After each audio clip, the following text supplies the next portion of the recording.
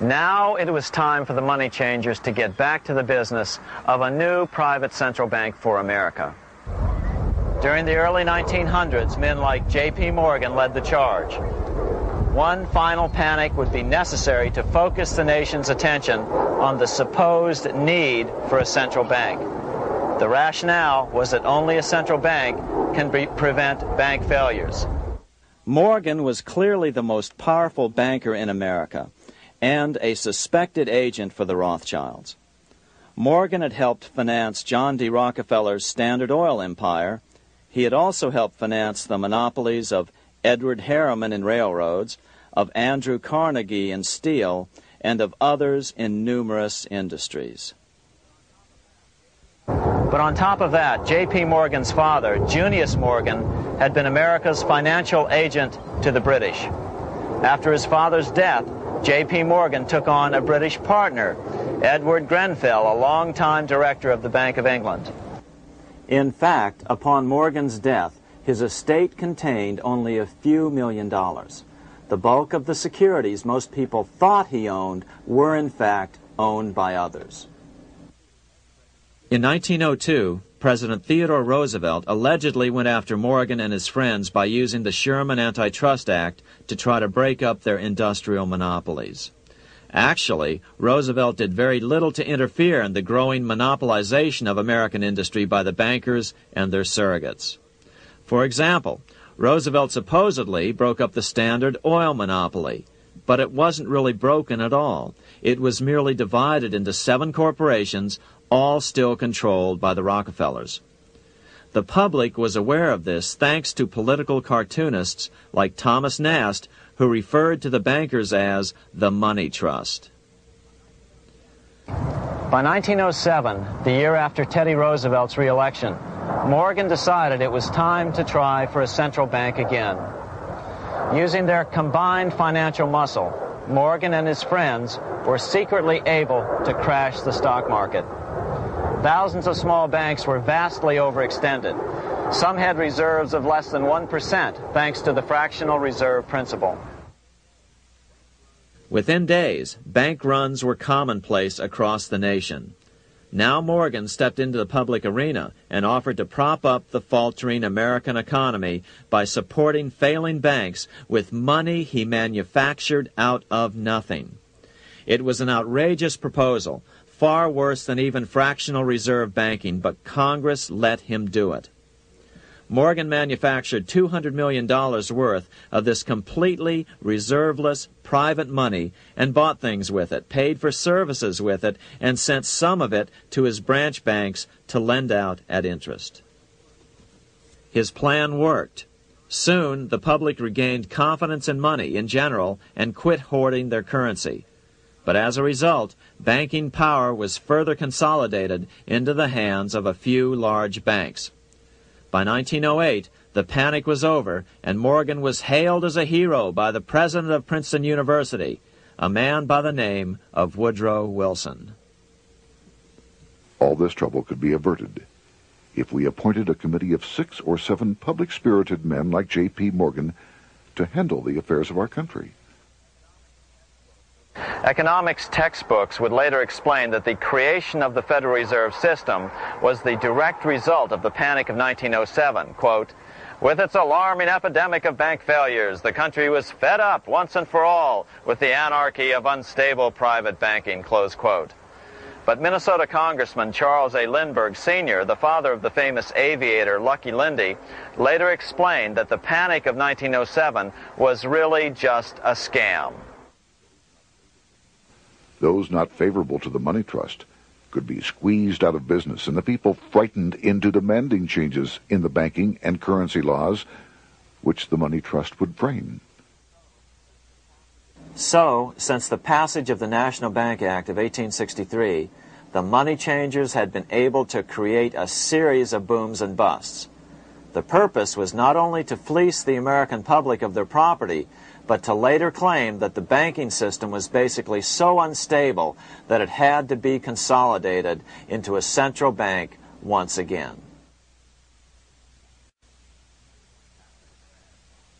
After the crash, Teddy Roosevelt, in response to the panic of 1907, signed into law a bill creating something called the National Monetary Commission. The commission was to study the banking problem and make recommendations to Congress. Of course, the commission was packed with Morgan's friends and cronies. The chairman was a man named Senator Nelson Aldrich from Rhode Island. Aldrich represented the Newport, Rhode Island homes of America's richest banking families.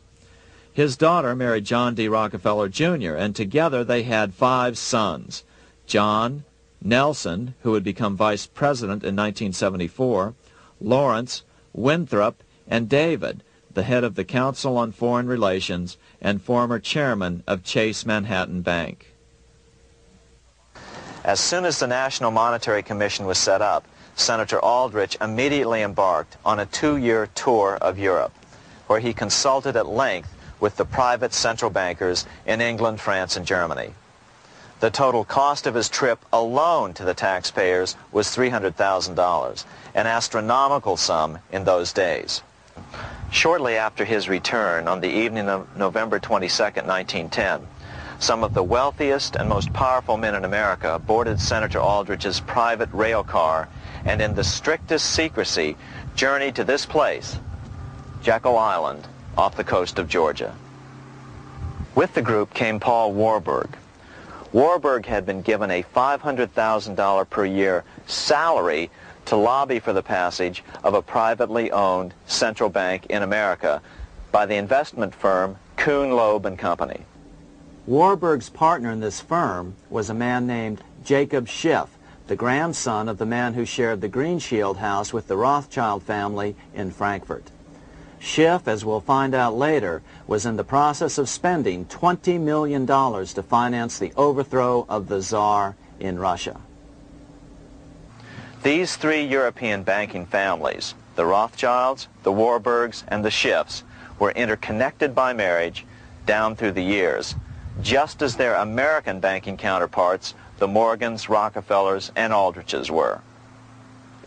Secrecy was so tight that all 7 primary participants were cautioned to use only first names to prevent servants from learning their identities. Years later, one participant, Frank Vanderlip, president of National City Bank of New York and a representative of the Rockefeller family, confirmed the Jekyll Island trip in a February 9, 1935 edition of the Saturday Evening Post. I was as secretive, indeed as furtive as any conspirator. Discovery, we knew, simply must not happen, or else all our time and effort would be wasted. If it were to be exposed that our particular group had got together and written a banking bill, that bill would have no chance whatever of passage by Congress. The participants came here to figure out how to solve their major problem, how to bring back a privately owned central bank. But there were other problems that needed to be addressed as well.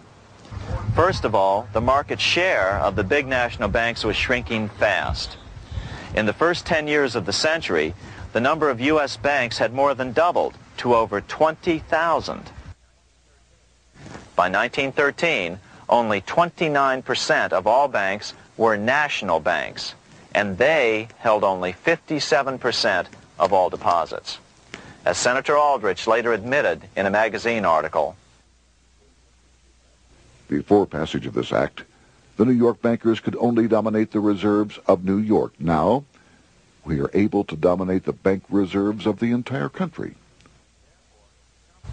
Therefore, something had to be done to bring these new banks under their control. As John D. Rockefeller put it, quote, "Competition is sin," close quote.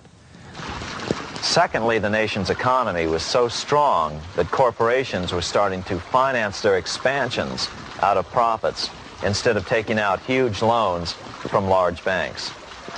In the first 10 years of the new century, 70% of corporate funding came from profits. In other words, American industry was becoming independent of the money changers, and that trend had to be stopped. All the participants knew that these problems could be hammered out into a workable solution, But perhaps their biggest problem was a public relations problem, the name of the new bank. That discussion took place right here in this room, one of the many conference rooms in this sprawling hotel, today known as the Jekyll Island Club Hotel. Aldrich believed that the word bank should not even appear in the name. Warburg wanted to call the legislation the National Reserve Bill or the Federal Reserve Bill. The idea here was to give the impression that the purpose of the new central bank was to stop bank runs, but also to conceal its monopoly character. However, it was Aldrich, the egotistical politician, who insisted it be called the Aldrich Bill. After 9 days at Jekyll Island, the group dispersed. The new central bank would be very similar to the old Bank of the United States. It would be given a monopoly over U.S. currency and create that money out of nothing. How does the Fed create money out of nothing? It's a four-step process. But first, a word on bonds. Bonds are simply promises to pay, or government IOUs. People buy bonds to get a secure rate of interest. At the end of the term of the bond, the government repays the bond plus interest, and the bond is destroyed. There are about $3.6 trillion worth of these loans or bonds at present. Now here's the Fed money-making process. Step 1. The Federal Open Market Committee approves the purchase of U.S. bonds on the open market. Step 2. The bonds are purchased by the Fed from whoever is offering them for sale on the open market. Step 3. The Fed pays for the bonds with electronic credits to the seller's bank, which in turn credits the seller's bank account. The trick is that these credits are based on nothing. The Fed just creates them. Step 4. The banks use these deposits as reserves. They can loan out over 10 times the amount of their reserves to new borrowers, all at interest. In this way, a Fed purchase of, say, $1 million worth of bonds gets turned into over $10 million in bank accounts. The Fed, in effect, creates 10% of this totally new money, and the banks create the other 90%. To reduce the amount of money in the economy, the process is just reversed. The Fed sells bonds to the public, and the money flows out of the purchaser's local bank. Loans must be reduced by 10 times the amount of the sale. So, a Fed sale of $1 million in bonds results in $10 million less money in the economy. So how does this benefit the bankers whose representatives huddled at Jekyll Island? First, it totally misdirected banking reform efforts from proper solutions. Second, it prevented a proper debt-free system of government finance, like Lincoln's greenbacks, from making a comeback. The bond-based system of government finance forced on Lincoln after he created greenbacks was now cast in stone. Third, it delegated to the bankers the right to create 90% of our money supply based on only fractional reserves, which they then loan out at interest. Fourth, it centralized overall control of our nation's money supply in the hands of a few men. Fifth, it established a central bank with a high degree of independence from effective political control. Soon after its creation, the Fed's great contraction in the early 1930s would cause the Great Depression. This independence has been enhanced since then through additional laws. In order to fool the public into thinking the government retained control, the plan called for the Fed to be run by a board of governors appointed by the President and approved by the Senate. But all the bankers had to do was to be sure their men got appointed to the board of governors. That wasn't hard. Bankers have money, and money buys influence over politicians. Once the participants left Jekyll Island, the public relations blitz was on. The big New York banks put together an educational fund of $5 million to finance professors at respected universities to endorse the new bank. Woodrow Wilson at Princeton was one of the first to jump on the bandwagon. But the bankers' subterfuge didn't work. The Aldrich Bill was quickly identified as the Bankers' Bill, a bill to benefit only what became known as the Money Trust. As Congressman Lindbergh put it during the congressional debate, The Aldrich Plan is the Wall Street Plan. It means another panic, if necessary, to intimidate the people. Aldrich, paid by the government to represent the people, proposes a plan for the trusts instead. Seeing they didn't have the votes to win in Congress, the Republican leadership never brought the Aldrich bill to a vote. The bankers quietly decided to move to track 2, the Democratic alternative. They began financing Woodrow Wilson as the Democratic nominee. As respected historian James Perloff put it, Wall Street financier Bernard Baruch was put in charge of Wilson's education. Baruch brought Wilson to the Democratic Party headquarters in New York in 1912, leading him like one would a poodle on a string. Wilson received an indoctrination course from the leaders convened there. So now the stage was set. The money changers were poised to install their privately owned central bank once again. The damage President Andrew Jackson had done 76 years earlier had been only partly repaired with the passage of the National Bank Act during the Civil War. Since then, the battle had raged on across the decades. The Jacksonians became the greenbackers, who became the hardcore supporters of William Jennings Bryan. With Bryan leading the charge, these opponents of the money changers, ignorant of Baruch's tutelage, now threw themselves behind Democrat Woodrow Wilson. They and Bryan would soon be betrayed.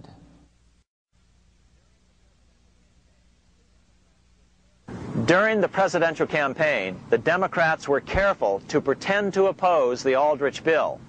As Representative Lewis McFadden, himself a Democrat, as well as chairman of the House Banking and Currency Committee, explained it 20 years after the fact.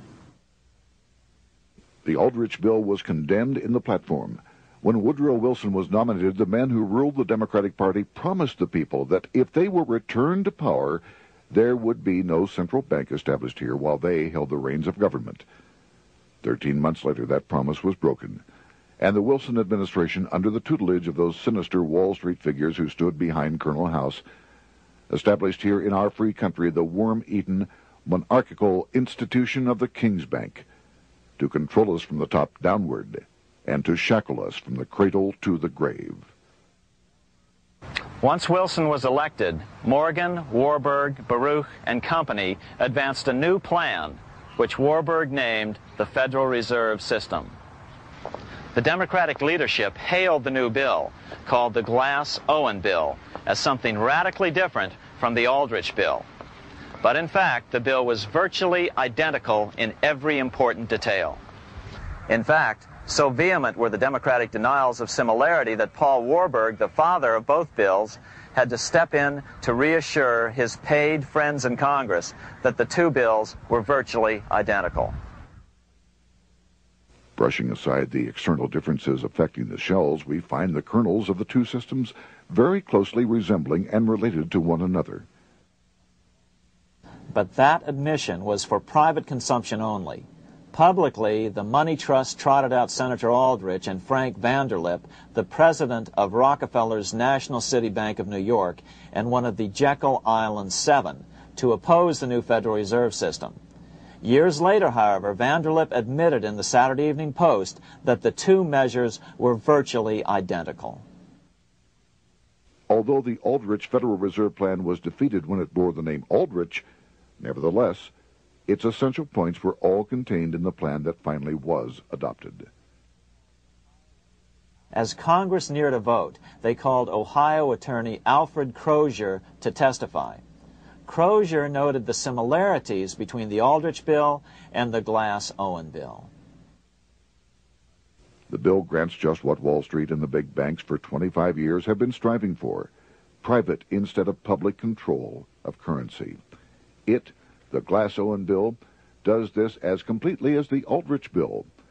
Both measures rob the government and the people of all effective control over the public's money, and vest in the banks exclusively the dangerous power to make money among the people scarce or plenty. During the debate on the measure, senators complained that the big banks were using their financial muscle to influence the outcome. "There are bankers in this country who are enemies of the public welfare," said one senator. What an understatement. Despite the charges of deceit and corruption, the bill was finally snuck through the Senate on December 22, 1913, after most senators had left town for the holidays, after having been assured by the leadership that nothing would be done until long after the Christmas recess.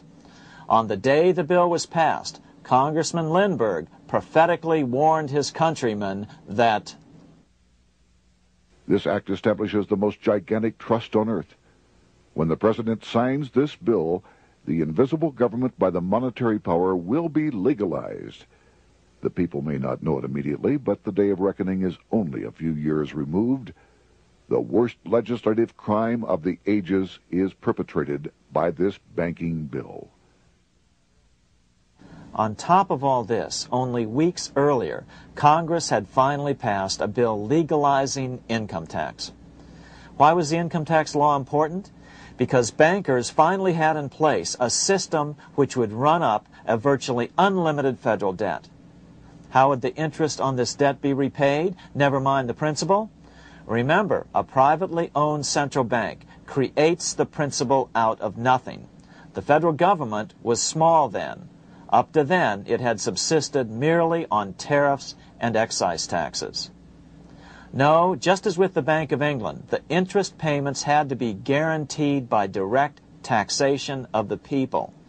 The money changers knew that if they had to rely on contributions from the states, eventually the individual state legislatures would revolt and either refuse to pay the interest on their own money or at least bring political pressure to bear to keep the debt small.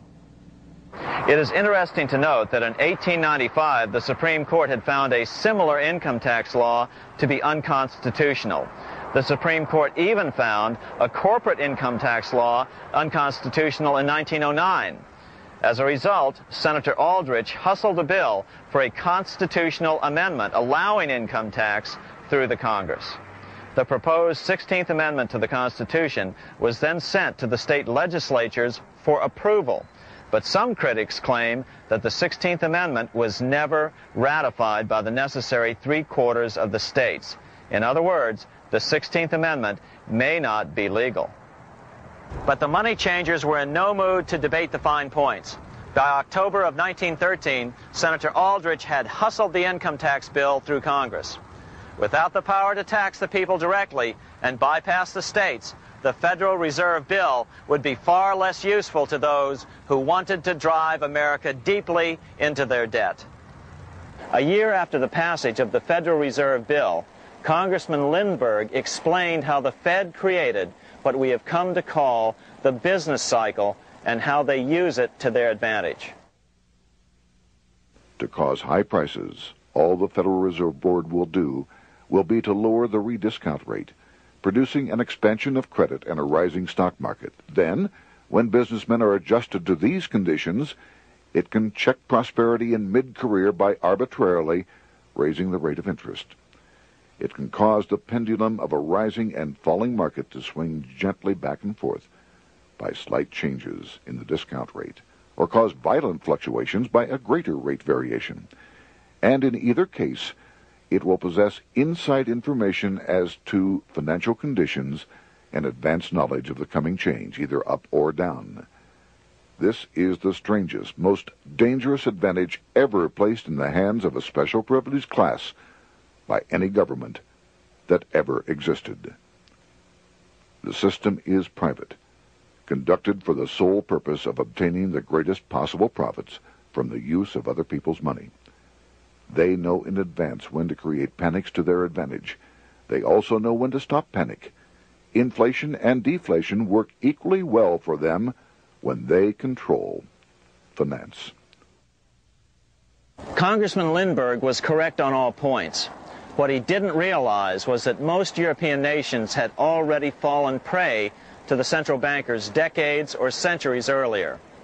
But he also mentions the interesting fact that only 1 year later, the Fed had cornered the market in gold. This is how he put it, quote, "Already, the Federal Reserve banks have cornered the gold and gold certificates," close quote. But Congressman Lindbergh was not the only critic of the Fed. Congressman Louis McFadden, the chairman of the House Banking and Currency Committee from 1920 to 1931, remarked that the Federal Reserve Act brought about a superstate controlled by international bankers and international industrialists acting together to enslave the world for their own pleasure. Notice how McFadden saw the international character of the stockholders of the Federal Reserve. Another chairman of the House Banking and Currency Committee in the 1960s, Wright Patman from Texas, put it this way. In the United States today, we have in effect two governments. We have the duly constituted government, then we have an independent, uncontrolled, and uncoordinated government in the Federal Reserve System, operating the money powers which are reserved to Congress by the Constitution. Even the inventor of the electric light, Thomas Edison, joined the fray in criticizing the system of the Federal Reserve. If our nation can issue a dollar bond, it can issue a dollar bill. The element that makes the bond good makes the bill good also. The difference between the bond and the bill is the bond lets money brokers collect twice the amount of the bond and an additional 20%, whereas the currency pays nobody but those who contribute directly in some useful way. It is absurd to say that our country can issue $30 million in bonds and not $30 million in currency. Both are promises to pay, but one promise fattens the usurers and the other helps the people. 3 years after the passage of the Federal Reserve Act, even President Wilson began to have second thoughts about what had been unleashed during his first term in office. We have come to be one of the worst ruled, one of the most completely controlled governments in the civilized world, no longer a government of free opinion, no longer a government by a vote of the majority, but a government by the opinion and duress of a small group of dominant men. Some of the biggest men in the United States in the field of commerce and manufacture are afraid of something. They know that there is a power somewhere so organized, so subtle, so watchful, so interlocked, so complete, so pervasive, that they had better not speak above their breath when they speak in condemnation of it. Before his death in 1924, President Wilson realized the full extent of the damage he had done to America when he confessed, "I have unwittingly ruined my government." So finally, the money changers, those who profit by manipulating the amount of money in circulation, had their privately owned central bank installed again in America. The major newspapers, which they also owned, hailed passage of the Federal Reserve Act of 1913, telling the public that now depressions could be scientifically prevented.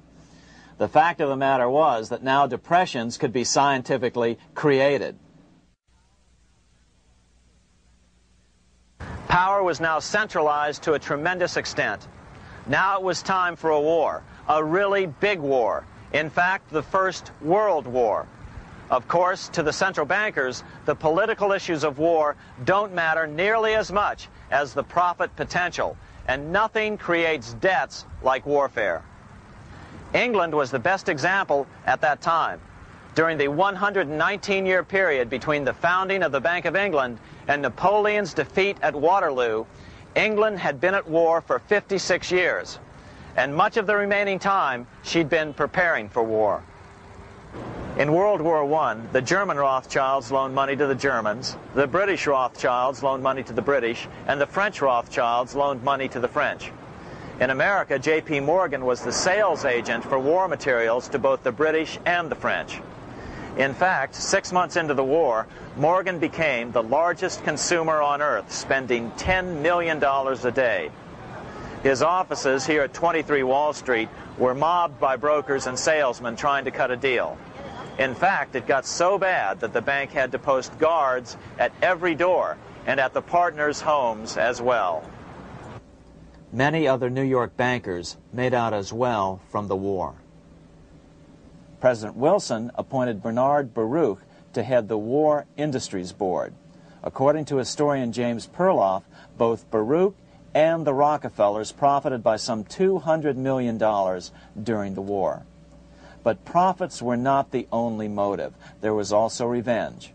The money changers never forgave the czars for their support of Lincoln during the Civil War.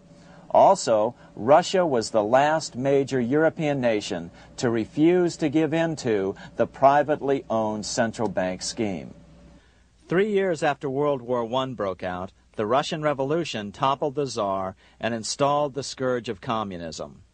Jacob Schiff of Kuhn Loeb and Company bragged from his deathbed that he had spent $20 million towards the defeat of the Tsar. Money was funneled from England to support the revolution as well. Why would some of the richest men in the world financially back communism, the system that was openly vowing to destroy the so-called capitalism that made them wealthy? Researcher Gary Allen explained it this way. If one understands that socialism is not a share the wealth program, but is, in reality, a method to consolidate and control the wealth, then the seeming paradox of super-rich men promoting socialism becomes no paradox at all. Instead, it becomes logical, even the perfect tool of power-seeking megalomaniacs. Communism, or more accurately socialism, is not a movement of the downtrodden masses, but of the economic elite. As W. Cleon Skousen put it in his 1970 book, The Naked Capitalist, power from any source tends to create an appetite for additional power. It was almost inevitable that the super-rich would one day aspire to control not only their own wealth, but the wealth of the whole world. To achieve this, they were perfectly willing to feed the ambitions of the power-hungry political conspirators who were committed to the overthrow of all existing governments and the establishments of a central worldwide dictatorship. but what if these revolutionaries get out of control and try to seize power from the super-rich?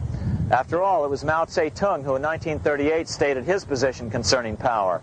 Political power grows out of the barrel of a gun. The Wall Street, London axis elected to take the risk.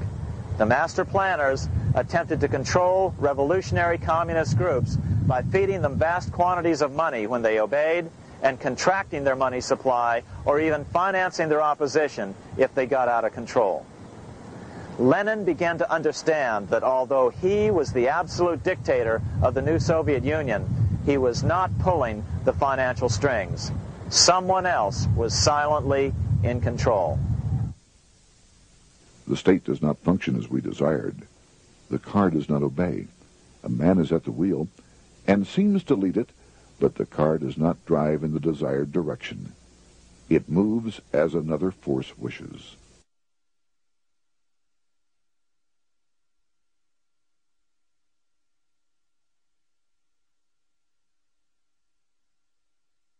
Who is behind it?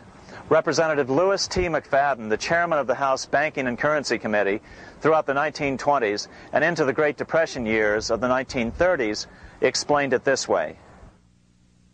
The course of Russian history has indeed been greatly affected by the operations of international bankers. The Soviet government has been given United States Treasury funds by the Federal Reserve Board, acting through the Chase Bank.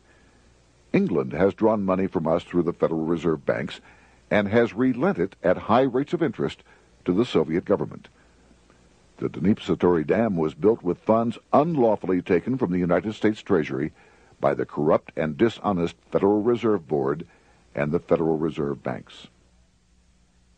In other words, the Fed and the Bank of England, at the behest of the international bankers who controlled them, were creating a monster, one which would fuel 7 decades of unprecedented communist revolution, warfare, and most importantly, debt.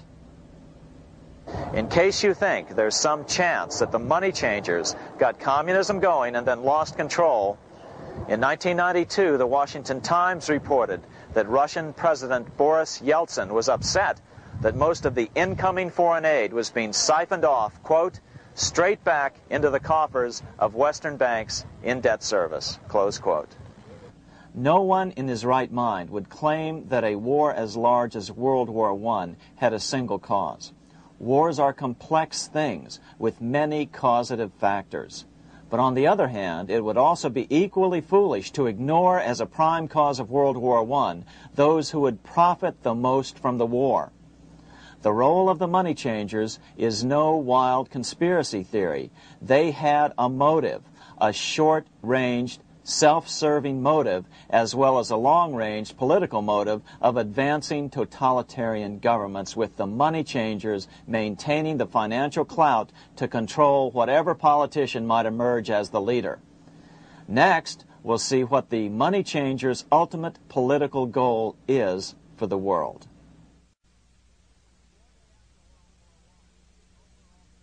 Shortly after World War I, the overall political agenda of the money changers began to be clear. Now that they controlled national economies individually, the next step was the ultimate form of consolidation, world government. The new world government proposal was given top priority at the Paris Peace Conference after World War I. It was called the League of Nations, but much to the surprise of Paul Warburg and Bernard Baruch, who attended the peace conference with President Wilson, the world was not yet ready to dissolve national boundaries. Nationalism still beats strong in the human breast. For example, Lord Curzon, the British Foreign Secretary, called the League of Nations a good joke, even though it was the stated policy of the British government to support it. To the humiliation of President Wilson, the U.S. Congress wouldn't ratify the League either. Despite the fact that it had been ratified by many other nations, without money flowing from the U.S. Treasury, the League died. After World War I, the American public had grown tired of the internationalist policies of Democrat Woodrow Wilson. In the presidential election of 1920, Republican Warren Harding won a landslide victory with over 60% of the vote. Harding was an ardent foe of both Bolshevism and the League of Nations. His election, which opened a 12-year run of Republican presidents in the White House, led to an unprecedented era of prosperity known as the Roaring Twenties.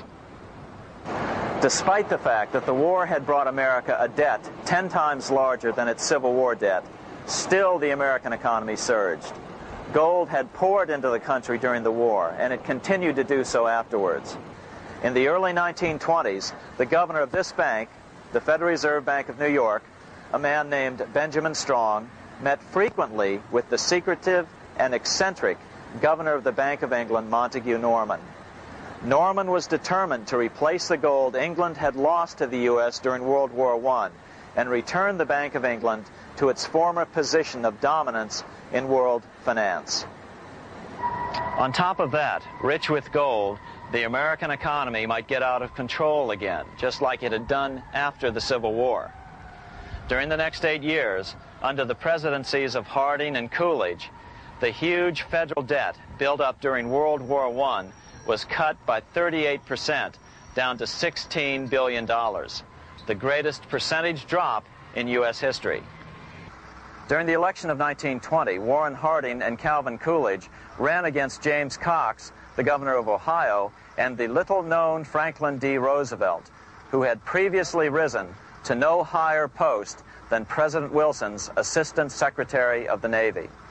After his inauguration, Harding moved quickly to formally kill the League of Nations.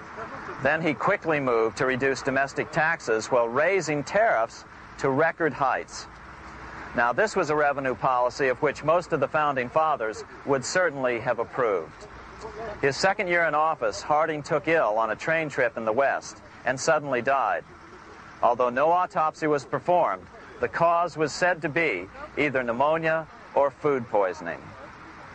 When Coolidge took over, he continued Harding's domestic economic policy of high tariffs on imports while cutting income taxes. As a result, the economy grew at such a rate that net revenue still increased. Now that had to be stopped. So just as they'd done so frequently before, the money changers decided it was time to crash the American economy. The Federal Reserve began flooding the country with money. They increased the money supply by 62% during these years. Money was plentiful, This is why it was known as the Roaring Twenties. Before his death in 1919, former President Teddy Roosevelt warned the American people what was going on. As reported in the March 27, 1922 edition of the New York Times, Roosevelt said, "These international bankers and Rockefeller Standard Oil interests control the majority of newspapers and the columns of these papers to club into submission or drive out of public office officials who refuse to do the bidding of the powerful, corrupt cliques which compose the invisible government." Just one day before, in the New York Times, the mayor of New York, John Hylan, quoted Roosevelt and blasted those he saw as taking control of America, its political machinery, and its press. The warning of Theodore Roosevelt has much timeliness today, for the real menace of our republic is this invisible government which, like a giant octopus, sprawls its slimy length over city, state, and nation. It seizes in its long and powerful tentacles our executive officers, our legislative bodies, our schools, our courts, our newspapers, and every agency created for the public protection. To depart from mere generalizations, let me say that at the head of this octopus are the Rockefeller Standard Oil interest and a small group of powerful banking houses generally referred to as the international bankers. The little coterie of powerful international bankers virtually run the United States government for their own selfish purposes. They practically control both parties, write political platforms, make cat's paws of party leaders, use the leading men of private organizations, and resort to every device to place a nomination for high public office only such candidates as will be amenable to the dictates of corrupt big business. These international bankers and Rockefeller Standard Oil interests control the majority of newspapers and magazines in this country. Why didn't people listen to such strong warnings and demand that Congress reverse its 1913 passage of the Federal Reserve Act? Because remember, it was the 1920s. A steady increase in bank loans contributed to a rising market. In other words, just as it is today, in times of prosperity, no one wants to worry about economic issues. But there was a dark side to all this prosperity. Businesses expanded and became strung out on credit. Speculation in the booming stock market became rampant. Although everything looked rosy, it was a castle made of sand. When all was in readiness, in April of 1929, Paul Warburg, the father of the Federal Reserve, sent out a secret advisory warning his friends that a collapse and nationwide depression was certain. In August of 1929, the Fed began to tighten money. It is not a coincidence that the biographies of all the Wall Street giants of that era, John D. Rockefeller, J.P. Morgan, Bernard Baruch, etc., all marvel that they got out of the stock market just before the crash and put all their assets in cash or gold. On October 24th, 1929, the big New York bankers called in their 24-hour broker call loans. This meant that both stockbrokers and customers had to dump their stocks on the market to cover their loans, no matter what price they had to sell them for. As a result, the market tumbled, and that day was known as Black Thursday. According to John Kenneth Galbraith, writing in The Great Crash, 1929, at the height of the selling frenzy, Bernard Baruch brought Winston Churchill into the visitors' gallery of the New York Stock Exchange here to witness the panic and impress him with his power over the wild events down on the floor. Congressman Louis McFadden, chairman of the House Committee on Banking and Currency from 1920 to 1931, knew who to blame. He accused the Fed and the international bankers of orchestrating the crash. It was not accidental. It was a carefully contrived occurrence. The international bankers sought to bring about a condition of despair here so that they might emerge as rulers of us all. But McFadden went even farther. He openly accused them of causing the crash in order to steal America's gold. In February 1931, in the midst of the Depression, he put it this way. I think it can hardly be disputed that the statesmen and financiers of Europe are ready to take almost any means to reacquire rapidly the gold stock which Europe lost to America as the result of World War I. Curtis Dahl, a broker for Lehman Brothers, was on the floor of the New York Stock Exchange the day of the crash.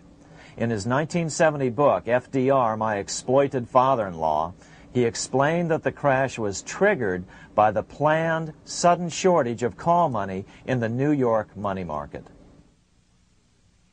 Actually, it was the calculated shearing of the public by the world money powers triggered by the planned sudden shortage of call money in the New York money market. Within a few weeks, $3 billion of wealth simply seemed to vanish. Within a year, $40 billion had been lost. But did it really disappear?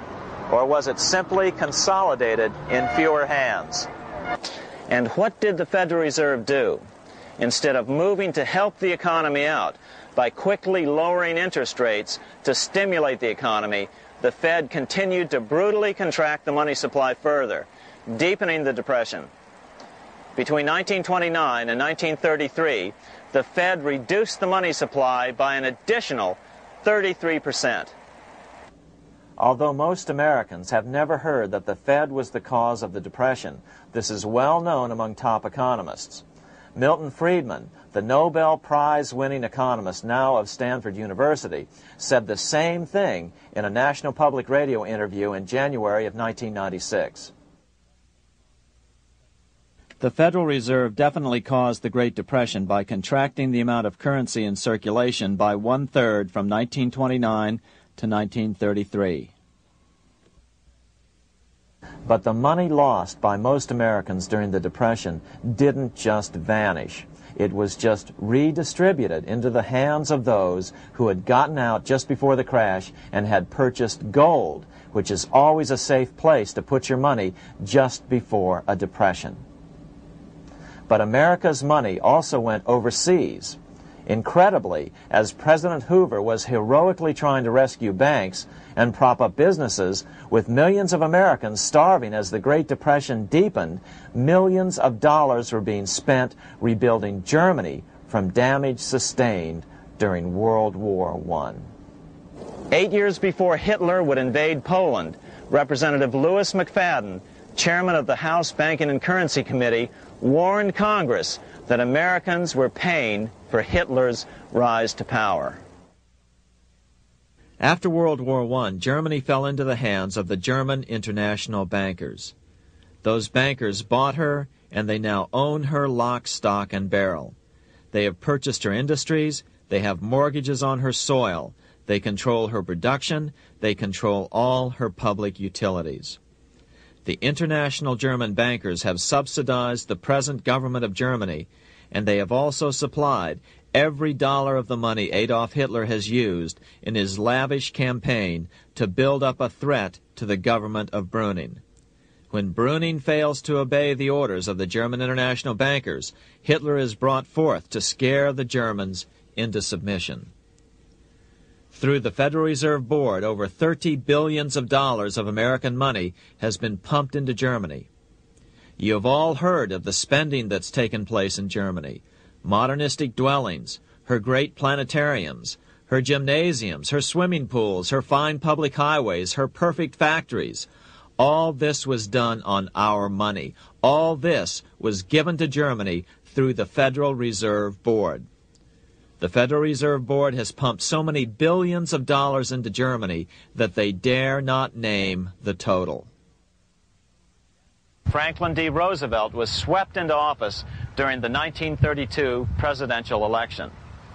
Once Roosevelt was in office, however, sweeping emergency banking measures were immediately announced, which did nothing but increase the Fed's power over the money supply. Then, and only then, did the Fed finally begin to loosen the purse strings and feed new money out to the starving American people. Finally begin to loosen the purse strings and feed new money out to the starving American people. At first, Roosevelt railed against the money changers as being the cause of the Depression.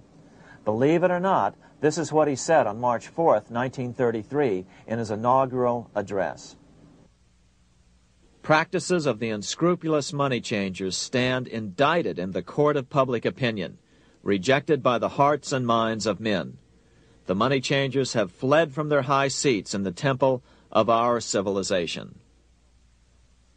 But 2 days later, Roosevelt declared a bank holiday and closed all banks.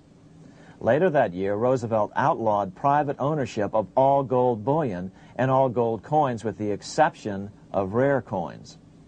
Most of the gold in the hands of the average American was in the form of gold coins. The new decree was, in effect, a confiscation. Those who didn't comply risk as much as 10 years in prison and a $10,000 fine, the equivalent of $100,000 today. Out in small-town America, some people didn't trust Roosevelt's order. Many were torn between keeping their hard-earned wealth or obeying the government. Those who did turn in their gold were paid the official price for it, $20.66 per ounce. So unpopular was the confiscation order that no one anywhere in government would take credit for authoring it. No congressman claimed it. At the signing ceremony, President Roosevelt made it clear to all present that he was not the author of it and publicly stated that he had not ever read it. Even his Secretary of the Treasury said he'd never read it either, saying it was, quote, what the experts wanted. Roosevelt convinced the public to give up their gold by saying that pooling the nation's resources was necessary to get America out of the Depression. With great fanfare, he ordered a new bullion depository built to hold the mountain of gold the U.S. government was illegally confiscating. By 1936, the U.S. Bullion Depository at Fort Knox was completed, and in January 1937, the gold began to flow into it. The rip-off of the ages was about to proceed. In 1935, once the gold had all been turned in, the official price of gold was suddenly raised to $35 per ounce. But the catch was, only foreigners could sell their gold at the new higher price. The money changers who had heeded Warburg's note and gotten out of the stock market just before the crash and bought gold at $20.66 per ounce, then shipped it to London, could now bring it back and sell it back to the government, nearly doubling their money while the average American starved. The Fort Knox Bullion Depository sits here in the middle of the Fort Knox Military Reservation, 30 miles southwest of Louisville, Kentucky. This was as close as we were permitted to get to the depository despite years of letters from members of Congress to allow our film crew inside. The 4-acre grounds immediately surrounding the building are guarded by an electrified steel fence, an open moat, and 4 machine-gun-armed guard pillboxes at the structure's corners. When the gold began arriving on January 13, 1937, there was unprecedented security. Thousands of official guests watched the arrival of a 9-car train from Philadelphia, guarded by armed soldiers, postal inspectors, Secret Servicemen, and guards from the U.S. Mint. It was all great theater. America's gold supply from across the land had been pooled, supposedly for the public benefit, and then safely tucked into Fort Knox. But all that security would soon be breached by the government itself. Now the stage was set for a really big war, one which would pile up debt far beyond that of World War I. For example, in 1944 alone, the U.S. national income was only $183 billion, yet $103 billion was spent on the war. This was 30 times the spending rate during World War I. In fact, the American taxpayer picked up 55% of the total Allied cost of the war. But equally important, virtually every nation involved in World War II greatly multiplied their debt. In the U.S., for example, federal debt went from $43 billion in 1940 up to $257 billion in 1950, an increase of 598%. Between 1940 and 1950, Japanese debt swelled 1,348%. French debt grew 583%. and Canadian debt soared 417%. After the war, the world was now divided into two economic camps: communist command economies on the one hand versus monopoly capitalists on the other, set to fight it out in one perpetual and highly profitable arms race. It was finally time for the central bankers to embark in earnest on their three-step plan to centralize the economic systems of the entire world and finally bring about their global government or New World Order. The phases of this plan were: Step 1, central bank domination of national economies worldwide. Step 2, centralize regional economies through organizations such as the European Monetary Union and regional trade unions such as NAFTA. Step 3, centralize the world economy through a world central bank, a world money, and ending national independence through abolition of all tariffs by treaties like GATT. Step 1 was completed long ago. Steps 2 and 3 are far advanced, nearing completion. What about gold? Among central banks, the largest holder of gold is now the IMF. It and central banks now control 2/3 of the world's gold supply, giving them the ability to manipulate the gold market. Remember the money changer's golden rule: he who has the gold makes the rules. But before we get into solutions to our problem, let's take a look at what happened to all that gold in Fort Knox. Because if we don't understand that the gold has been stolen, we'll allow ourselves to be stampeded into the wrong solution: a gold-backed currency. Most Americans still believe that the gold is still here at Fort Knox. At the end of World War II, Fort Knox contained over 700 million ounces of gold, an incredible 70% of all the gold in the world. How much remains? No one knows. Despite the fact that federal law requires an annual physical audit of Fort Knox gold, the Treasury has consistently refused to conduct one. The truth is that a reliable audit of whatever remains here has not been conducted since President Eisenhower ordered one in 1953. Where did America's gold in Fort Knox go? Over the years, it was sold off to European money changers at the $35 per ounce price. Remember, this was during a time when it was illegal for Americans to buy any of their own gold from Fort Knox. In fact, there was a very infamous case where the Firestone family set up a string of dummy corporations to purchase Fort Knox gold and keep it in Switzerland, never hitting U.S. shores. They were eventually caught, however, and successfully prosecuted.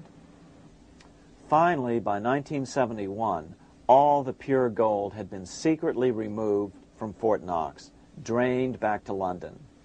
Once the gold was gone from Fort Knox, President Nixon closed the gold window by repealing Roosevelt's Gold Reserve Act of 1934, finally making it legal once again for Americans to buy gold.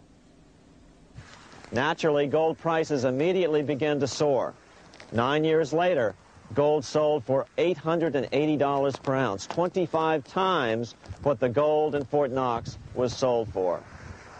One would think that eventually someone in the government would get wind of what was happening and blow the whistle. The largest fortune in the history of the world stolen. Shades of the old James Bond film, Goldfinger. Well, as a matter of fact, Ian Fleming, the author of the James Bond series, was head of the British counterintelligence service, MI5. Some believe in the intelligence community that he wrote much of his fiction as a warning, as many authors of fiction do. If the removal of all the good delivery gold from Fort Knox can be viewed as a deliberate raid on the U.S. Treasury, then such an operation might well have been years in the making, namely 40 years. Certainly enough time for Fleming to get wind of it and try to prevent it. So just how did the story of the Fort Knox gold robbery get out? It all started with an article in a New York periodical in 1974. The article charged that the Rockefeller family was manipulating the Federal Reserve to sell off Fort Knox gold at bargain basement prices to anonymous European speculators. 3 days later, the anonymous source of the story, Louise Auchincloss Boyer, mysteriously fell to her death from the window of her 10th floor apartment in New York. How would Mrs. Boyer have known of the Rockefeller connection to the Fort Knox gold heist? She was the longtime secretary of Nelson Rockefeller. For the next 14 years, this man, Ed Durrell, a wealthy Ohio industrialist, devoted himself to a quest for the truth concerning the Fort Knox gold. He wrote thousands of letters to over 1,000 government and banking officials, trying to find out how much gold was really left and where the rest of it had gone. Edith Roosevelt, the granddaughter of President Teddy Roosevelt, questioned the actions of the government in a March 1975 edition of the New Hampshire Sunday News. Allegations of missing gold from our Fort Knox vaults are being widely discussed in European financial circles. But what is puzzling is that the administration is not hastening to demonstrate conclusively that there is no cause for concern over our gold treasure, if indeed it is in a position to do so. Unfortunately, Ed Durrell never did accomplish his primary goal, a full audit of the gold reserves in Fort Knox. It's incredible that the world's greatest treasure has had little accounting or auditing. This gold belonged to the American people, not the Federal Reserve and their foreign owners.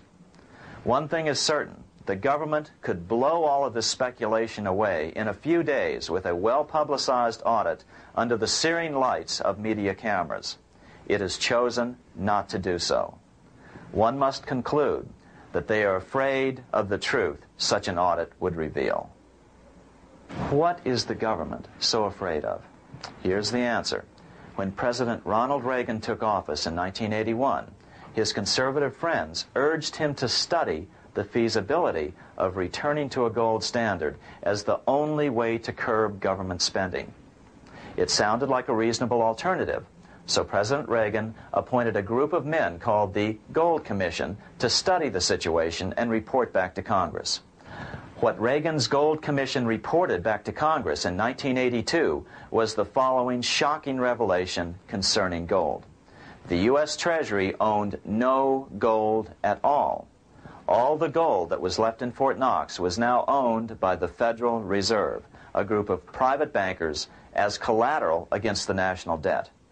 The truth of the matter is that never before has so much money been stolen from the hands of the general public and put into the hands of a small group of private investors, the money changers. Private investors, the money changers.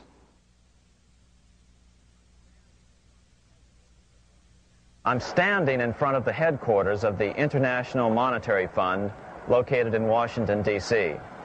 Across the street, right over there, is the headquarters of the World Bank.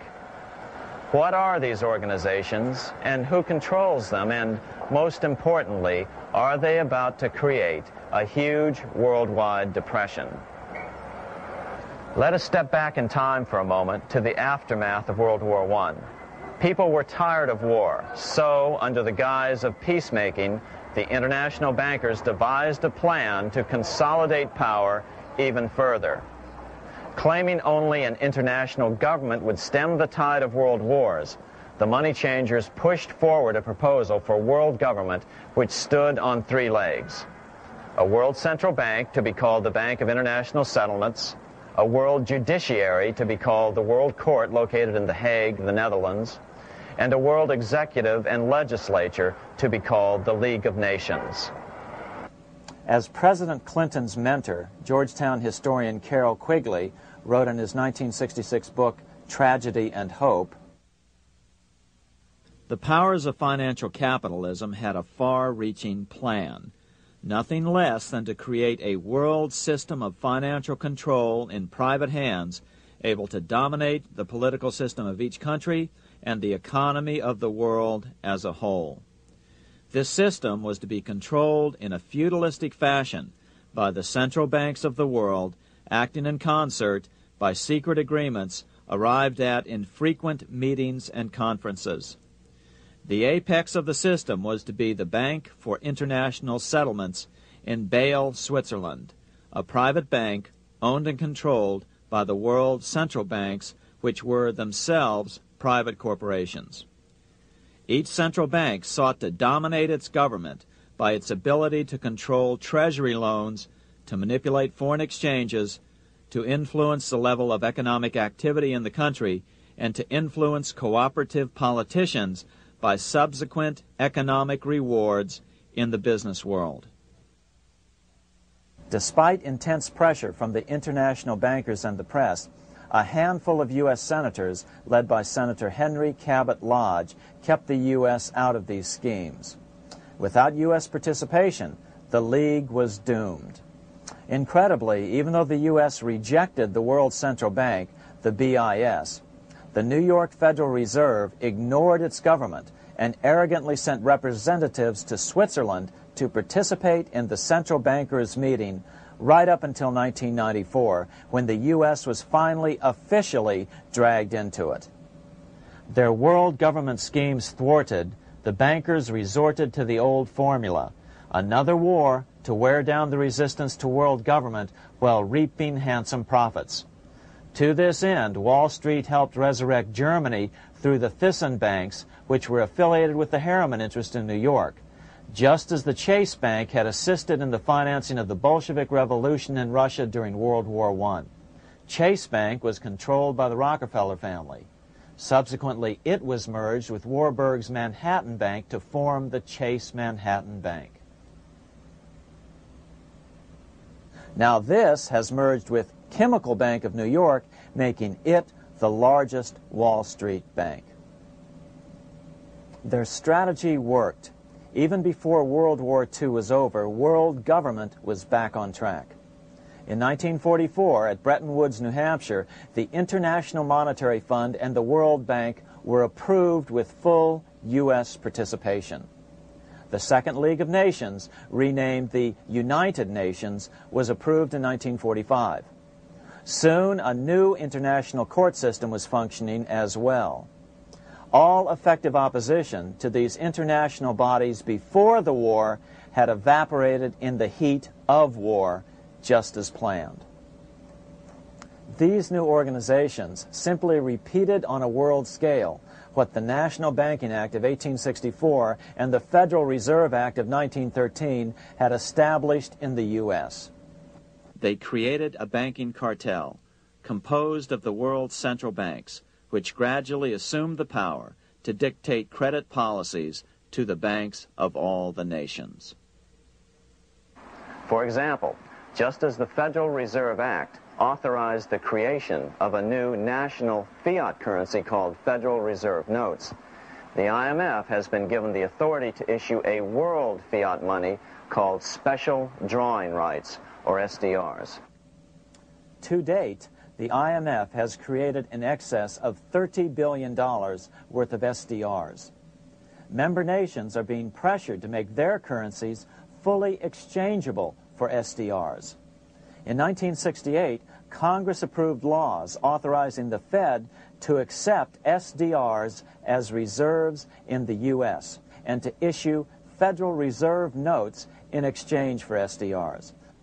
What does that mean? It means that in the U.S., SDRs are already a part of our lawful money. And what about gold? SDRs are already partially backed by gold.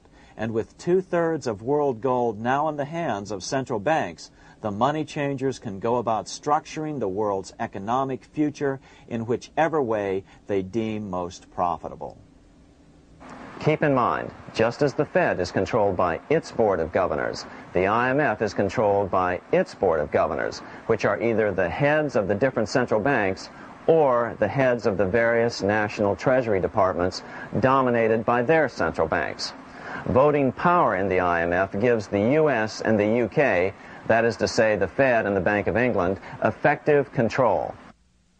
Just as the Fed controls the amount of money in the U.S., the BIS, IMF, and World Bank control the money supply for the world. So we see the repetition of the old goldsmith's fraud replicated on the national scale with central banks like the Fed and on the international scale by the three arms of the World Central Bank. Is this organization of the BIS, the IMF, and the World Bank, which we refer to collectively as the World Central Bank, presently expanding and contracting world credit? Yes. Regulations put into effect in 1988 by the BIS required the world's bankers to raise their capital and reserves to 8% of liabilities by 1992. Increased capital requirements put an upper limit to the fractional reserve lending, similar to the way cash reserve requirements do. What has this seemingly insignificant regulation made in a Swiss city 8 years ago meant to the world? It means our banks cannot loan more and more money to buy more and more time before the next depression, as a maximum loan ratio is now set. It means those nations with the lowest bank reserves in their systems have already felt the terrible effects of this credit contraction as their banks scrambled to raise money to increase their reserves to 8%. To raise the money, they had to sell stocks, which depressed their stock markets and began the depression first in their countries. Japan, which in 1988 had among the lowest capital and reserve requirements, and thus was the most affected by the regulation, has experienced a financial crash which began almost immediately in 1989, which has wiped out a staggering 50% of the value of its stock market since 1990 and 60% of the value of its commercial real estate. The Bank of Japan has lowered its interest rates to 0.5%, practically giving away money to resurrect the economy, but still the depression worsens. Due to the $20 billion U.S. bailout of Mexico, the financial collapse in that nation is already known here. Yet despite the bailout, the economy continues to be a disaster. One huge debt after another is rolled over as new loans are being made simply to enable Mexico to pay the interest on the old loans. In the south of Mexico, the poor have been in open revolt as every spare peso is being siphoned out of the country to make interest payments. It is important to note that a radical transfer of power is taking place as nations become subservient to a supranational world central bank controlled by a handful of the world's richest bankers. As the IMF creates more and more SDRs by the stroke of a pen on IMF ledgers, more and more nations borrow them to pay interest on their mounting debts and gradually fall under the control of the faceless bureaucrats of the World Central Bank. As the worldwide depression worsens and spreads, this will give the World Central Bank the power of economic life and death over these nations. It will decide which nations will be permitted to receive further loans and which nations will starve. Despite all the rhetoric about development and the alleviation of poverty, the result is a steady transfer of wealth from the debtor nations to the money changers' central banks which control the IMF and the World Bank. For example, in 1992, the Third World debtor nations, which borrowed from the World Bank, paid $198 million more to the central banks of the developed nations for World Bank-funded purposes than they received from the World Bank. All this increases their permanent debt in exchange for temporary relief of poverty caused by prior borrowings. Already, these repayments exceed the amount of the new loans. By 1992, Africa's external debt had reached $290 billion, 2.5 times greater than in 1980, resulting in skyrocketing infant mortality rates and unemployment, deterioration of schools, housing, and the general health of the people. The entire world faces the immeasurable suffering already destroying the Third World and now Japan, all for the benefit of the money changers. As one prominent Brazilian politician put it, "The Third World War has already started. It is a silent war, not for that reason any less sinister. The war is tearing down Brazil, Latin America, and practically all the Third World. Instead of soldiers dying, there are children. It is a war over the Third World debt, one which has as its main weapon interest, a weapon more deadly than the atom bomb, more shattering than a laser beam."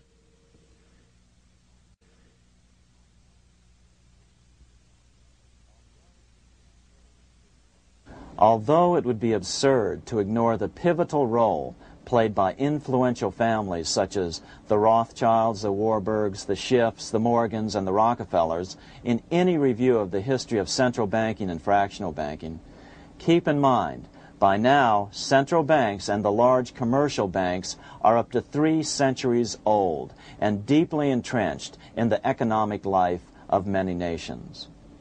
These banks are no longer dependent on clever individuals such as a Nathan Rothschild. Years ago, the question of ownership was important, but no longer. For example, both the Bank of England and the Bank of France were nationalized after World War II, and nothing changed, nothing at all. They endure and continue to grow, now protected by numerous laws, paid politicians, and mortgaged media, untouched by the changing of generations. 3 centuries have given them an aura of respectability. The old school tie is now worn by the 6th generation son, who's been raised in a system that he may never question, as he is named to serve on the governing boards of countless philanthropic organizations. To focus attention today on individuals or families, or to attempt to sort out the current holders of power, serves little useful purpose and would be a distraction from the cure. The problem is far bigger than that. It is the corrupt banking system that was and is being used to consolidate vast wealth into fewer and fewer hands that is our current economic problem. Change the names of the main players now, and the problem will neither go away nor even miss a beat. Likewise, among the hordes of bureaucrats working in the World Bank, central banks, and international banks, only a tiny fraction have any idea of what's really going on. No doubt they'd be horrified to learn that their work is contributing to the terrible impoverishment and gradual enslavement of mankind to a few incredibly rich plutocrats. So really, there's no use in emphasizing the role of individuals anymore. And the problem even transcends the normal spectrum of political right and left. Both communism and socialism, as well as monopoly capitalism, have been used by the money changers. Today, they profit from either side of the new political spectrum.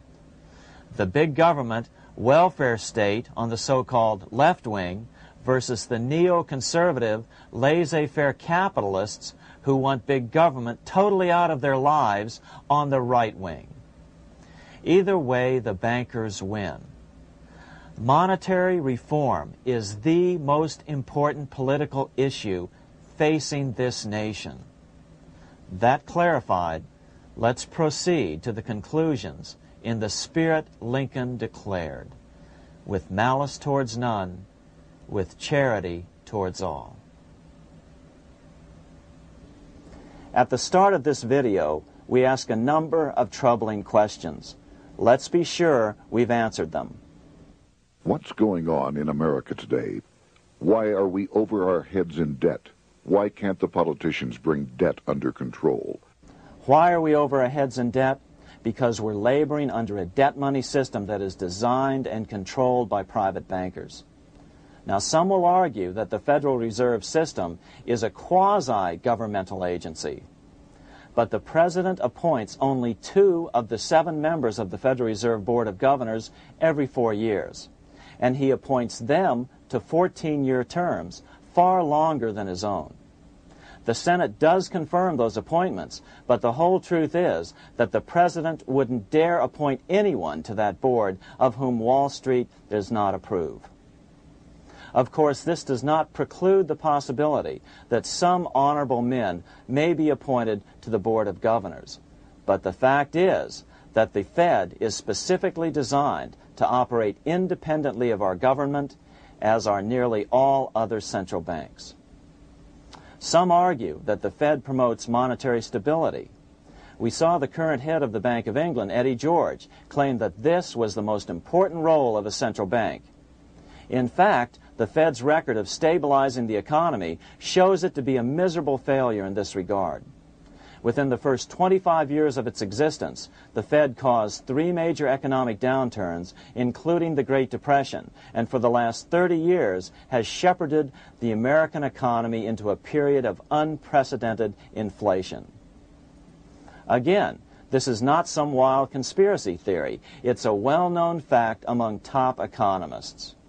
As Nobel Prize-winning economist Milton Friedman put it, the stock of money, prices, and output was decidedly more unstable after the establishment of the Federal Reserve System than before.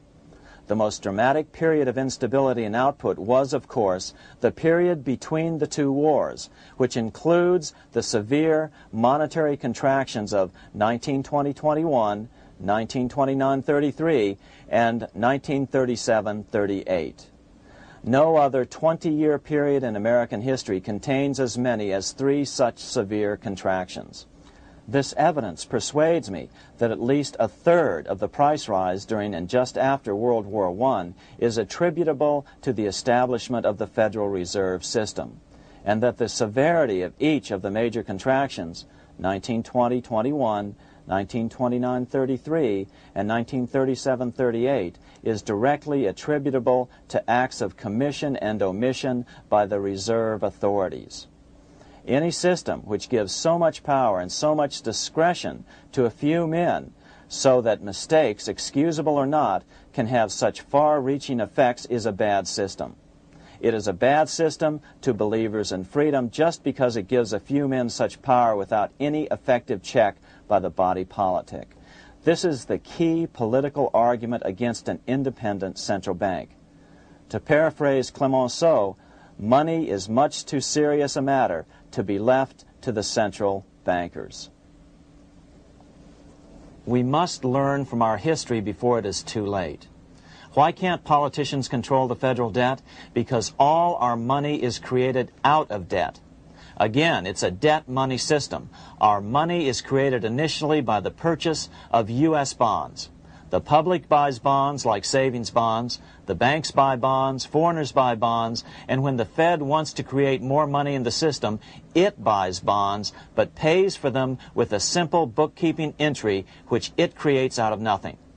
Then this new money, created by the Fed, is multiplied by a factor of 10 by the banks thanks to the fractional reserve principle. So although the banks don't create currency, they do create checkbook money or deposits by making new loans. They even invest some of this created money. In fact, over $1 trillion of this privately created money has been used to purchase U.S. bonds on the open market, which provides the banks with roughly $50 billion in interest, risk-free, each year, less the interest they pay to some depositors. In this way, through fractional reserve lending, banks create over 90% of the money and therefore cause over 90% of our inflation. What can we do about all this? Fortunately, there's a way to fix the problem fairly easily, speedily, and without any serious financial problems. We can get our country totally out of debt in 1 to 2 years by simply paying off these U.S. bonds with debt-free U.S. notes, just like Lincoln issued. Of course, that by itself would create tremendous inflation, since our currency is presently multiplied by the fractional reserve banking system. But here's the ingenious solution, advanced in part by Milton Friedman, to keep the money supply stable and avoid inflation and deflation while the debt is retired. As the Treasury buys up its bonds on the open market with U.S. notes, the reserve requirements of your hometown local bank will be proportionally raised, so the amount of money in circulation remains constant. As those holding bonds are paid off in U.S. notes, they will deposit this money, thus making available the currency then needed by the banks to increase their reserves. Once all the U.S. bonds are replaced with U.S. notes, banks will be at 100% reserve banking instead of the fractional reserve system currently in use. From this point on, the former Fed buildings will only be needed as a central clearinghouse for checks and as vaults for U.S. notes. The Federal Reserve Act will no longer be necessary and could be repealed. Monetary power can be transferred back to the Treasury Department. There would be no further creation or contraction of money by banks. By doing it this way, our national debt can be paid off in a single year or so, and the Fed and fractional reserve banking abolished without national bankruptcy, financial collapse, inflation or deflation, or any significant change in the way the average American goes about his business. To the average person, the primary difference would be that for the first time since the Federal Reserve Act was passed in 1913, taxes would begin to go down. Now there's a real national blessing for you, rather than for Hamilton's banker friends. Now let's take a look at these proposals in more detail. Here are the main provisions of a Monetary Reform Act which needs to be passed by Congress. We've drafted a proposed Monetary Reform Act which follows at the end of this tape. Of course, variations with the same results would be equally welcome. 1. Pay off the debt with debt-free U.S. notes. As Thomas Edison put it, if the U.S. can issue a dollar bond, it can issue a dollar bill. They both rest purely on the faith and credit of the United States government. This amounts to a simple substitution of one type of government obligation for another. One bears interest, the other doesn't. Federal Reserve notes could be used for this as well, but could not be printed after the Fed's abolished as we propose, so we suggest using U.S. notes instead. 2. Abolish fractional reserve banking.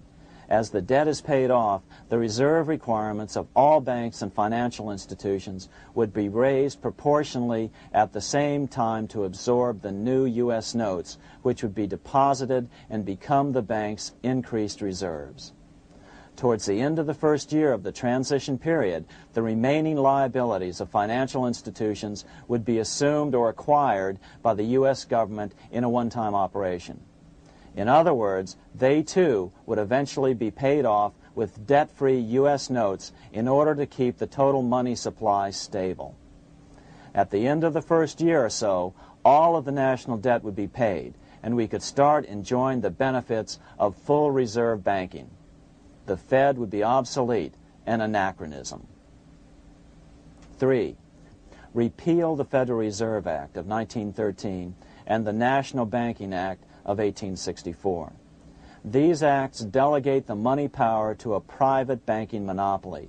They must be repealed, and the money power handed back to the Department of Treasury, where they were initially under President Abraham Lincoln. No banker or person in any way affiliated with financial institutions should be allowed to regulate banking. After the first two reforms, these acts would serve no useful purpose anyway, since they relate to a fractional reserve banking system. 4.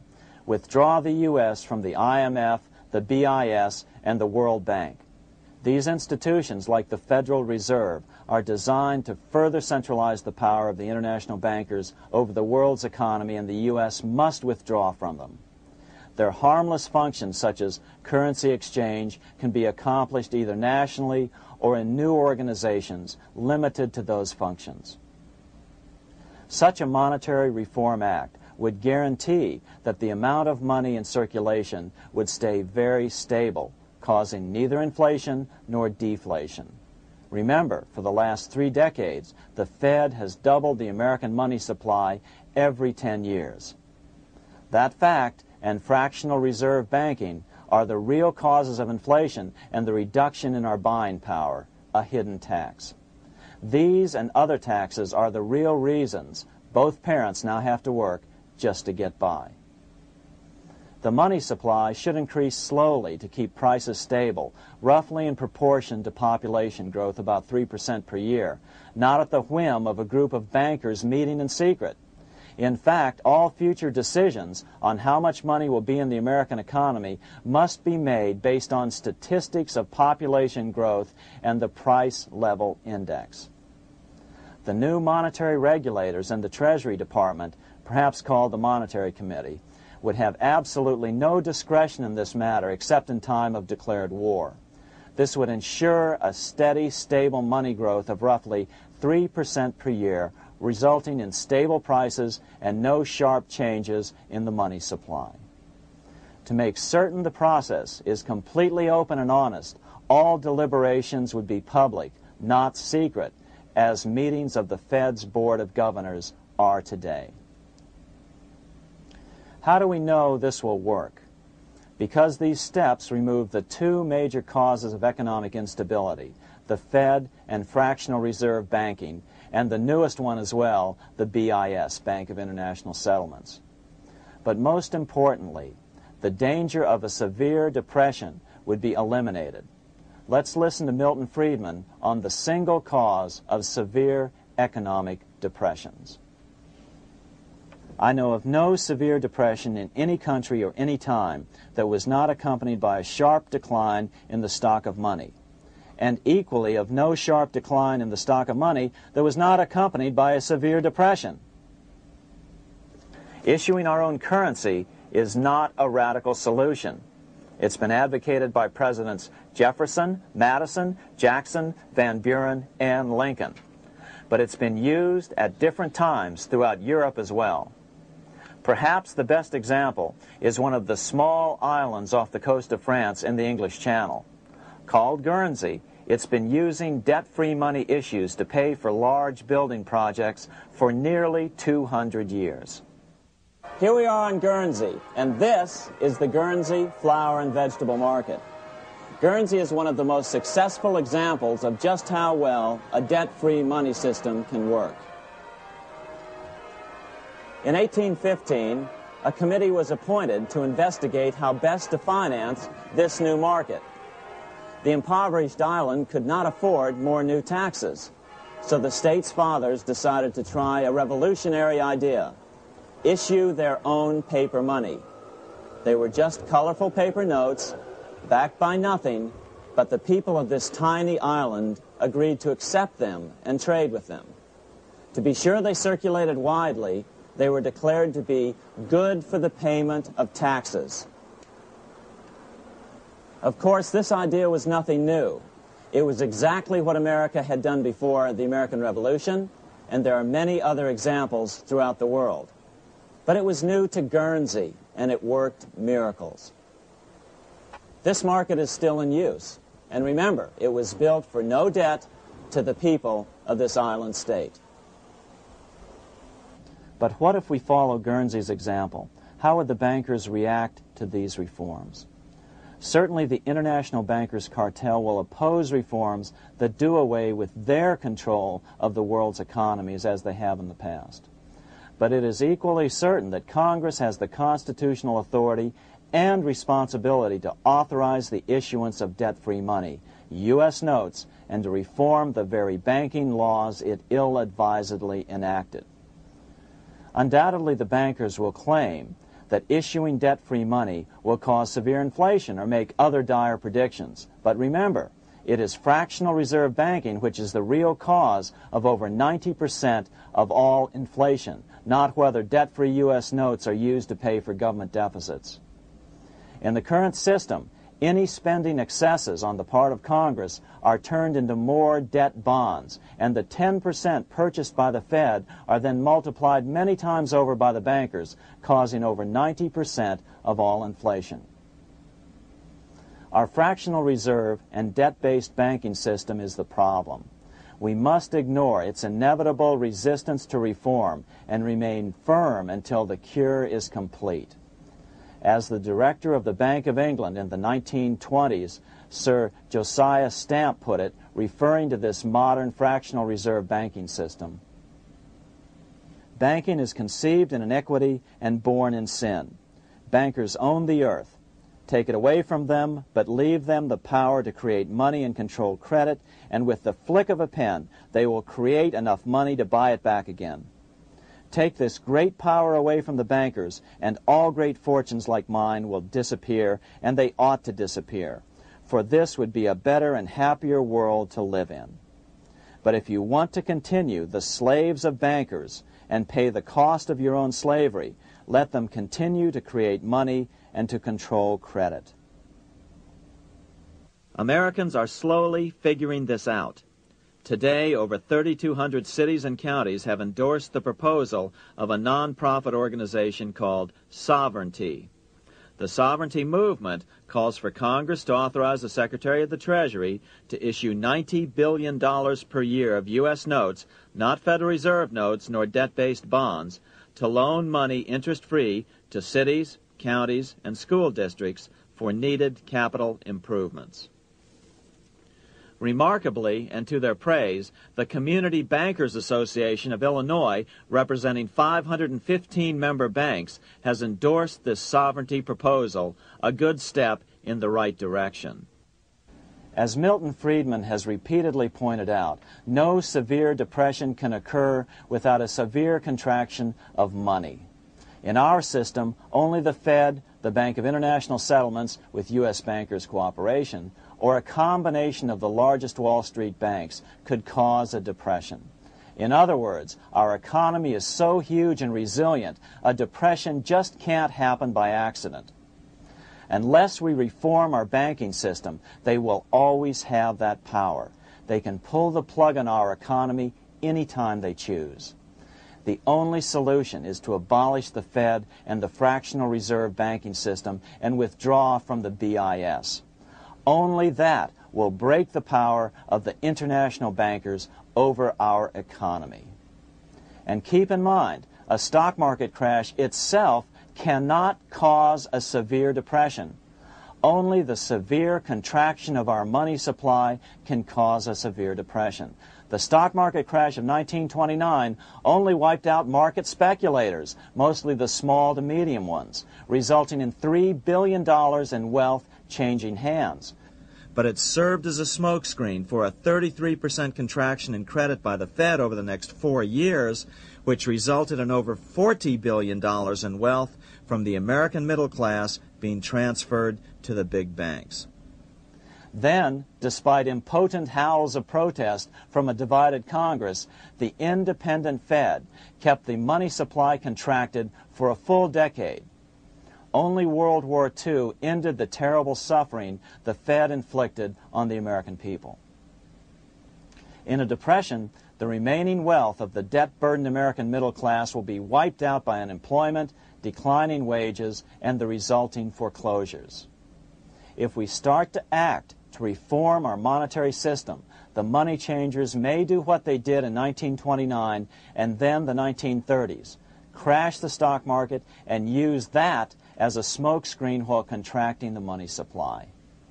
But if we're determined to fight to regain control over our money, we can come out of it fairly quickly, perhaps in only a very few months, as U.S. notes begin to circulate and replace the money withdrawn by the bankers. The longer we wait, the greater the danger we'll permanently lose control of our nation. But some still wonder why the international bankers would want to cause a depression. Wouldn't that be killing the goose that is currently laying all those golden interest eggs?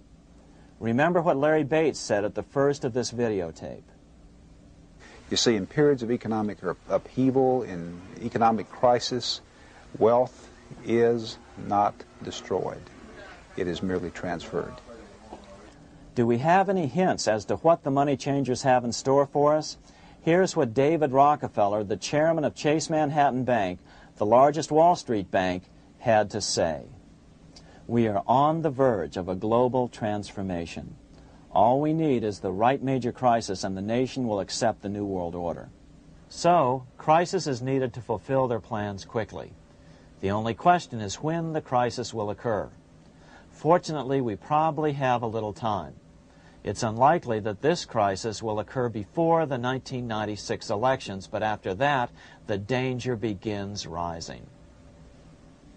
But whether or not they decide to cause a crash or a depression through relentless increases in taxes and the loss of hundreds of thousands of jobs being sent overseas thanks to trade agreements such as GATT and NAFTA, the American middle class is an endangered species.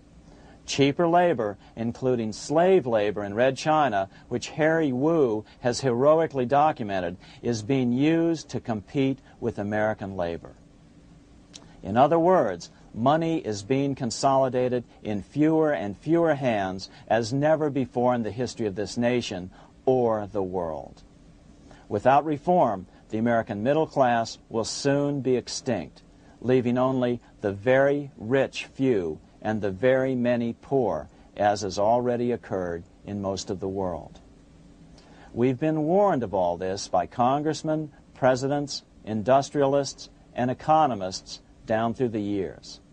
Religious leaders, too, have seen the danger. About 1898, during the time of William Jennings Bryan, Pope Leo XIII put it this way: on the one side, there is the party which holds the power because it holds the wealth, which has in its grasp all labor and all trade, which manipulates for its own benefit and its own purposes all the sources of supply, and which is powerfully represented in the councils of state itself. On the other side, there is the needy and powerless multitude, sore and suffering. Rapacious usury, which, although more than once condemned by the Church, is nevertheless under a different form, but with the same guilt, still practiced by avaricious and grasping men, so that a small number of very rich men have been able to lay upon the masses of the poor a yoke little better than slavery itself. More recently, during America's Great Depression, Pope Pius XI spoke of the same problem.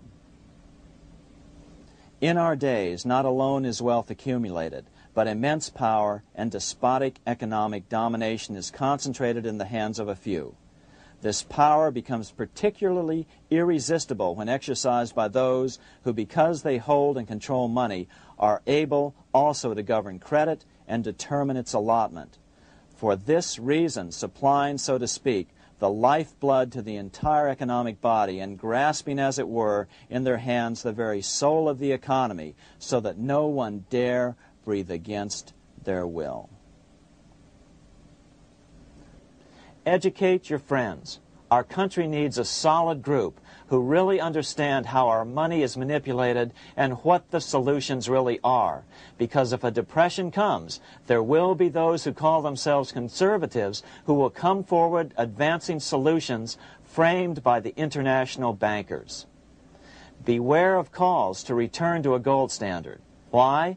Simple, because never before has so much gold been so concentrated outside of American hands.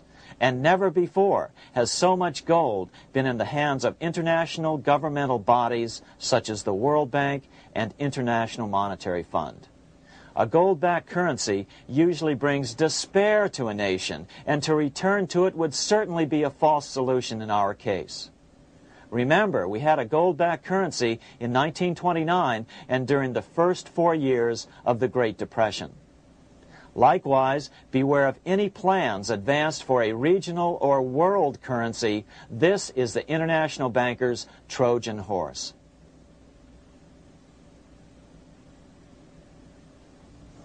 Educate your member of Congress. It only takes a few persuasive members to make the others pay attention. Most congressmen just don't understand the system.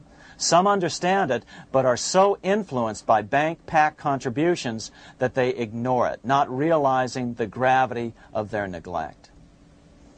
We hope we've made a valuable contribution to the national debate on monetary reform. It remains for each man to do his duty, consistent with his state in life.